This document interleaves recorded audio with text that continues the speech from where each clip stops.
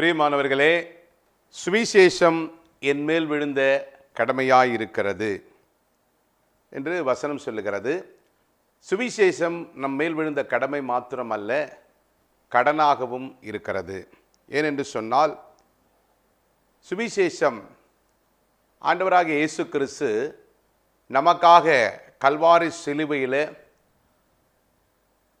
இரத்தத்தை சிந்தி நம்முடைய பாவத்துக்காக, நம்முடைய அக்கிரமங்களுக்காக, நம்முடைய மீறுதலுக்காக அவர் மரித்து 3ஆம் நாள் உயிரோடு எழுந்தார்.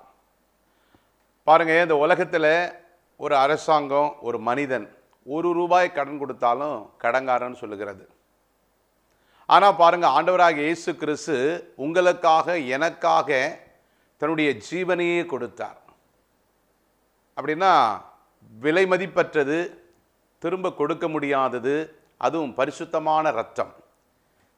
அதனால் இதை பார்த்து கொண்டிருக்கிற நாம் சுவிசேஷம் அறிவிப்பது நம்மேல் விழுந்த கடமை மாத்திரமல்ல, தேவனுக்கு நாம் கடனாயிருக்கிறோம். அதனால்தான் ஏழைக்கு இறங்குகிறவன் கர்த்தருக்கே கடன் கொடுக்கிறான் என்று வசனம் சொல்லுகிறது. அப்போ ஏழைகள் யாரு? ஆண்டவரை அறியாதவர்கள். ஆண்டவரை அறியாததே ஒரு பாவம், அறிந்தும் அதை தெரிவிக்காதது அதைவிட பாவம். அப்போ யாரெல்லாம் அறிந்து கொள்ளாமல் இருக்கிறார்களோ அவர்களுக்கு போய் நீங்களும் நானும் சுவிசேஷத்தை அறிவிக்க வேண்டும்.